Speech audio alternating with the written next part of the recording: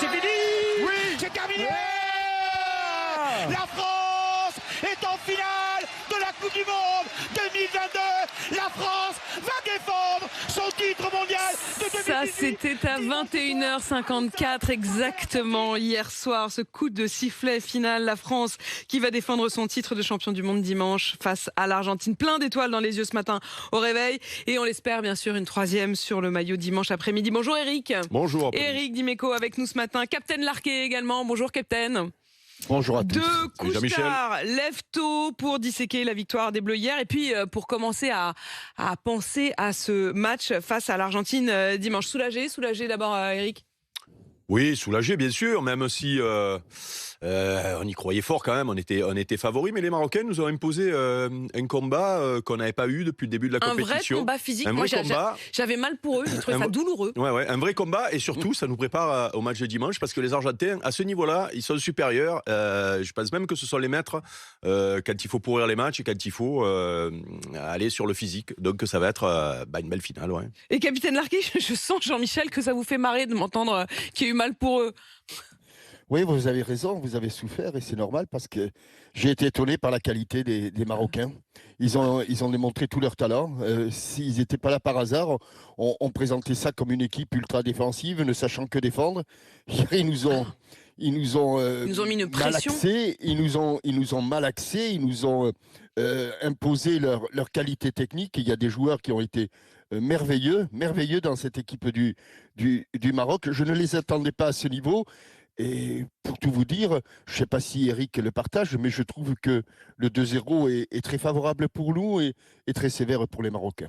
Très sévère pour eux parce que c'est vrai qu'ils ont quand même presque, on pourrait le dire, mieux joué que nous, non Eric ? Alors, c'est vrai que moi, ce qui m'a étonné, et on en parlait hier matin, on imaginait scénario de match et on se disait, si on marque vite, ça va faire comme l'Argentine la veille, ça peut défiler. Et au moment où la France marque, je suis inquiet pour les Marocains parce que je pense qu'ils peuvent exploser. Eh ben non, au contraire, ils nous ont pris le ballon et on a été obligé de subir. Je sais pas, au niveau de la possession, même si ça veut pas dire grand-chose. En tout cas, ils ont eu cette qualité-là.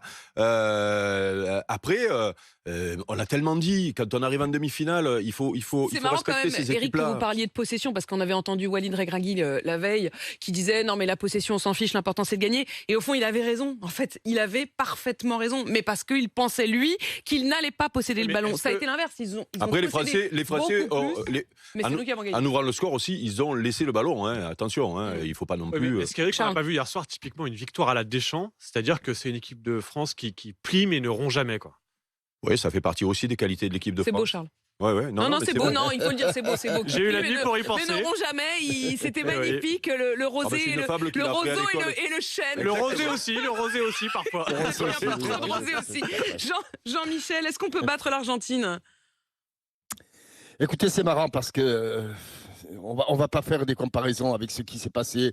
L'Argentine qui avait perdu son premier match en 90 contre le Cameroun en Italie, et puis qui était quand même arrivé en finale, là qui perd son premier match. Et qui a été là aussi déstabilisé totalement. Ils ont pris peur, les Argentins, à la fin de ce premier match, se demandant si l'aventure allait continuer. Et puis les voilà encore en finale. Mais moi, je suis par nature inquiet. Et ce que je remarque, c'est que cette équipe d'Argentine, j'ai toujours vu... tout au long de mes Coupes du Monde que j'ai pu commenter ou observer, et Dieu sait s'il y en a malheureusement, que avoir un parcours rectiligne au niveau de la forme, au niveau des performances, c'est impossible. Les Argentins ont commencé très doucement. J'ai peur qu'ils finissent très fort. Et nous avons commencé très fort. Et hier, s'il y a des lignes qui sont à l'amélioration, je pense notamment à notre défense, voire à notre milieu de terrain qui est mieux qu'il ne l'était, moi je suis un peu déçu par notre attaque. Je suis déçu par notre attaque et même si Mbappé est très impliqué sur les 2 buts hier, encore une fois, je trouve quand même que c'est un peu trop timide et qu'il y a un manque. Vous savez, on fait forcément des comparaisons. On présente les 2 meilleurs joueurs de cette Coupe du Monde comme étant Messi, Mbappé.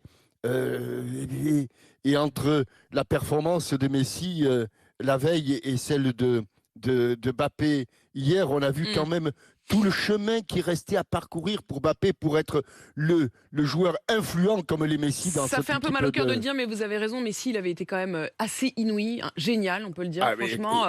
énorme, énorme, et la s'il veille. est comme ça va être difficile.